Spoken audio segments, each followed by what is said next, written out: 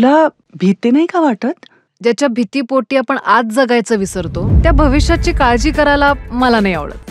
अभ्यंग कुवळेकर दिग्दर्शित गुलाबी हा सिनेमा नुकताच प्रदर्शित झाला आहे. अश्विनी भावे, मृणाल कुलकर्णी आणि श्रुती मराठे अशी तगडी स्टारकास्ट असल्याने या सिनेमाची जोरदार गुलाबी हवा सगळीकडे आहे.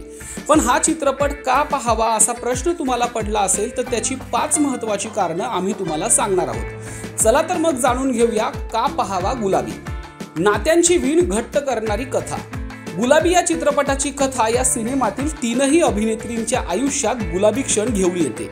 या सिनेमाचा विषय घराघरातला असल्याने तो तुमचा आमचा होऊन जातो. या सिनेमात 3 नायिका आहेत ज्या आपल्या आपल्या जगण्यातनं संघर्षातनं वाट काढत पुढे जात आहेत. पण या प्रवासात कुठेतरी त्यांना एकाकीपणा जाणवतो. अशातच सिनेमात असं काही घडतं की आयुष्य बदलून जातं. कुठल्या तरी दबावाखाली जगणाऱ्या या नायिकांचं आयुष्य गुलाबी होऊन जातं. आता ते नेमकं काय आणि कसं होतं हे पाहण्यासाठी मात्र तुम्हाला सिनेमागृहातच जाऊन पाहावा लागेल. दुसरे आणि महत्त्वाचे कारण म्हणजे दिग्दर्शकाचा गुलाबी स्पर्श. अभ्यंग कुवळेकर या दिग्दर्शकाने या कथेला गुलाबी स्पर्श केला आहे. म्हणजे नायिकांच्या अंगाने कथा सांगताना आवश्यक असलेली संवेदनशीलता, तरलता अभ्यंगने उत्तम जपलेली आहे. तिघींच्या आयुष्याची विस्कटलेली घडी सावरताना अभ्यंगने अनेक ट्विस्ट आणले आहेत.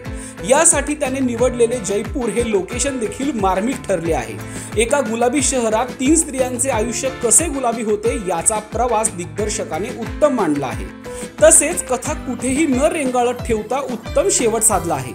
यामध्ये चित्रपटाच्या शेवटी अश्विनी भावे साकारत असलेल्या पात्राच्या आयुष्यात एक भन्नाट बदल घडतो. आता तो बदल काय आहे हे आम्ही तुम्हाला सांगणार नाही, पण हा ट्विस्ट पाहून अनेकींच्या आयुष्याला वेगळी दिशा मिळेल हे मात्र नक्की. तिसरे कारण म्हणजे जयपूरची सफर. मराठी प्रेक्षक चोखंदळ असल्याने कथेसोबतच उत्तम लोकेशनची मेजवानी असेल तर ती प्रेक्षकांना चांगलीच भावते. त्यामुळे सिनेमात घडलेली जयपूरची सफर पाहून आपण दंग होतो.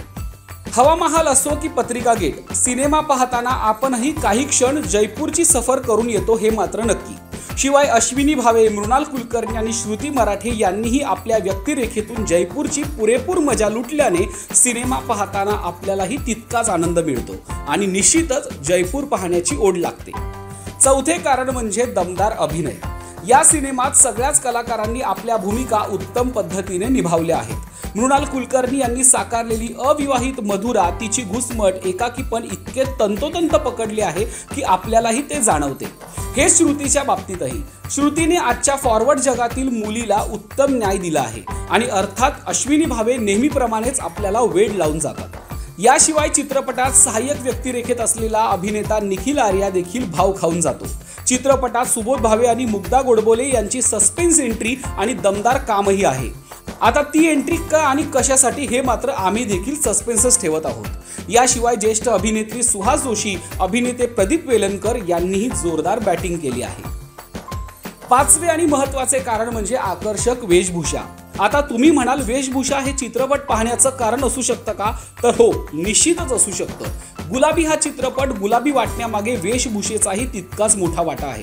कारण प्रत्येक नायिकेचं एक म्हणणं आहे, तिचा एक संघर्ष आहे आणि त्याला साजेशी अशी रंगसंगती आणि कपड्यांची निवड वेशभूषाकाराने उत्तम केली आहे. अविवाहित असलेल्या मृणाल यांना दिलेले ड्रेसेस, त्याची रंगसंगती, श्रुतीसाठी दिलेले आजच्या मुलींना साजेसे असे आणि तरीही हटके कपडे आणि सगळ्यात महत्त्वाचं म्हणजे डॉक्टरांच्या भूमिकेत असलेल्या अश्विनी भावे यांच्या पात्रासाठी वापरलेलं जबरदस्त साड्यांचं कलेक्शन आपलं लक्ष वेधून घेतं.